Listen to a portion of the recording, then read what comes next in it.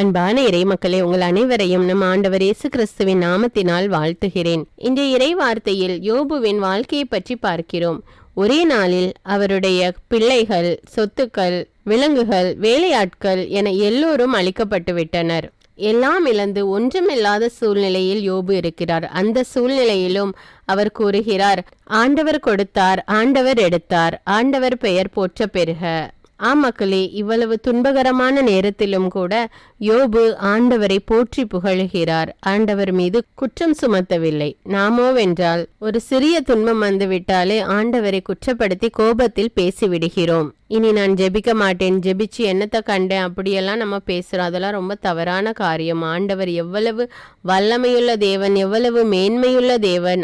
ஆண்டவருடைய சிந்தனை வேறு, நம்முடைய சிந்தனை வேறு. அதனால் நாம் ஆண்டவரை குற்றப்படுத்த கூடாது. எந்த சூழ்நிலையிலும் நம்மை படைத்த தேவனை நாம் ஆராதிக்க வேண்டும், வணங்க வேண்டும், நன்றி கூற வேண்டும். அப்படி செய்வது கொஞ்சம் கடினமான காரியம் தான். இருந்தாலும் அதை நாம் பழக்கப்படுத்திக் கொள்ள வேண்டும். அதை நாம் பழக்கமாக வைத்துக் கொள்ளும் போது எப்பேற்பட்ட சூழ்நிலையாக இருந்தாலும் ஆண்டவர் அதிலிருந்து வெளிவர நமக்கு உதவி செய்வார் என்று நாம் நம்பிக்கை கொள்வோம். இரக்கமும் பேரன்பும் கொண்ட எங்கள் பரலோக தந்தையே, உம்மை ஆராதிக்கிறோம், உம்மை போற்றுகிறோம், உம்மை வணங்குகிறோம். அப்பா இயேசுவே, எங்கள் வழிகாட்டியே, எங்களுடைய நம்பிக்கையே, எங்களுடைய சோதனைகளை மேற்கொள்ள எங்களுக்கு கற்றுத்தருபவரே, எந்த துன்பமான சூழ்நிலையிலும் நாங்கள் ஆண்டவர் மீது நம்பிக்கை வைத்து எங்கள் வாழ்வை நடத்த கிருபை செய்யும் தேவனே, எங்கள் சோதனைகளை மேற்கொள்ள வலிமை கொடுத்தீரே, நன்றி ராஜா. யோபுவை போல நாங்களும் ஆண்டவரை எந்த சூழ்நிலையிலும் போற்றி புகழக்கூடிய மக்களாக வாழ வேண்டும் ராஜா.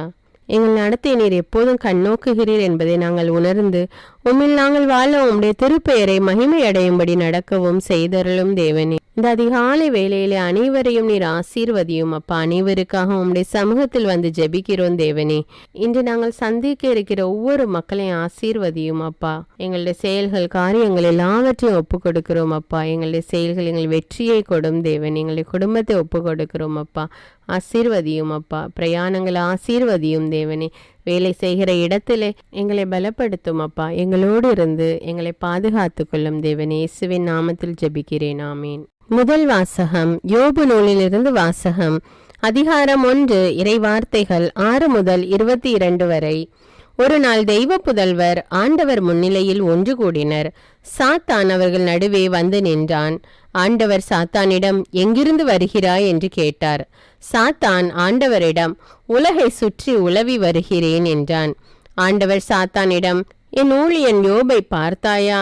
அவனைப் போல மாசற்றவனும் நேர்மையானவனும் கடவுளுக்கு அஞ்சி தீமையானதை விலக்கி நடப்பவனும் மண்ணுலகில் ஒருவனும் இல்லை என்றார். மறுமொழியாக சாத்தான் ஆண்டவரிடம், ஒன்றுமில்லாமலா யோபு கடவுளுக்கு அஞ்சி நடக்கிறான்? அவனையும் அவன் வீட்டாரையும் அவனுக்குரிய அனைத்தையும் நீர் சூழ்ந்து நின்று காக்கவில்லையா? அவன் கை வேலைகளுக்கு ஆசி வழங்கவில்லையா? அவன் மந்தைகளை நாட்டில் பெருக செய்யவில்லையா? ஆனால் உமது கையை நீட்டும், அவனுக்குரியவற்றின் மீது கை வையும். அப்போது அவன் முகத்திற்கு நேராகவே உம்மை பழிப்பான் என்றான். ஆண்டவர் சாத்தானிடம், இதோ அவனுக்குரியவையெல்லாம் உன் கையிலே, அவன் மீது மட்டும் கை வைக்காதே என்றார். சாத்தானும் ஆண்டவர் முன்னிலை நின்று புறப்பட்டான். ஒரு நாள் யோபின் புதல்வரும் புதல்வியரும் தம் மூத்த சகோதரன் வீட்டில் உண்டு திராட்சரசம் குடித்து கொண்டிருந்தனர். அப்போது தூதன் ஒருவன் யோபிடம் வந்து, எருதுகள் உழுது கொண்டிருந்தன, கழுதைகளும் அவற்றிற்கு அருகில் மேய்ந்து கொண்டிருந்தன. அப்போது செபாயர் பாய்ந்து அவற்றை கைப்பற்றினர். ஊழியரை வாள்முனையில் வீழ்த்தினர். நான் ஒருவன் மட்டுமே தப்பி உம்மிடம் சொல்ல வந்தேன் என்றான். இதை சொல்லி முடிப்பதற்குள் இன்னொருவன் வந்து, கடவுளின் நெருப்பு வெண்ணிலிருந்து விழுந்து ஆடுகளையும் வேலையாள்களையும் சுட்டெரித்து விட்டது. நான் ஒருவன் மட்டுமே தப்பி உம்மிடம் சொல்ல வந்தேன் என்றான். இதை சொல்லி முடிப்பதற்குள் இன்னொருவன் வந்து, கல்தேயர் 3 கும்பலாக வந்து ஒட்டகங்கள் மேல் பாய்ந்து அவற்றை கைப்பற்றி கொண்டனர். ஊழியர்களை வாள்முனையில் வீழ்த்தினர். நான் ஒருவன் மட்டுமே தப்பி உம்மிடம் சொல்ல வந்தேன் என்றான். இதை சொல்லி முடிப்பதற்குள் இன்னொருவன் வந்து, உம் புதல்வரும் புதல்வியரும் தம் மூத்த சகோதரன் வீட்டில் உண்டு திராட்சரசம் குடித்து கொண்டிருந்தனர். அப்போது திடீரென பெருங்காற்று பாலை நிலத்திலிருந்து வீசி வீட்டின் 4 மூலைகளிலும் தாக்கியது. வீடு இளைஞர்கள் மேல் இடிந்து விழ அவர்களும் மடிந்து விட்டனர். நான் ஒருவன் மட்டுமே தப்பி உம்மிடம் சொல்ல வந்தேன் என்றான்.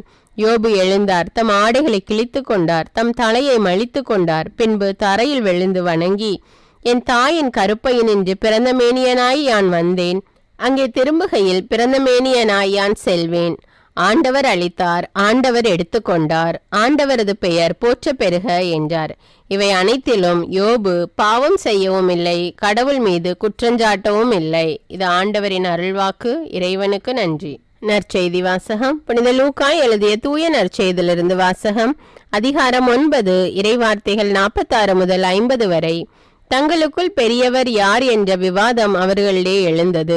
இயேசு அவர்களின் எண்ணங்களை அறிந்து ஒரு சிறு பிள்ளையை எடுத்து தம் அருகே நிறுத்தி அவர்களிடம், இச்சிறு பிள்ளையை என் பெயரால் ஏற்றுக்கொள்பவர் எவரும் என்னையே ஏற்றுக்கொள்கிறார், என்னை ஏற்றுக்கொள்பவர் என்னை அனுப்பினவரையே ஏற்றுக்கொள்கிறார். உங்கள் எல்லாரிலும் சிறியவரே பெரியவர் ஆவார் என்றார்.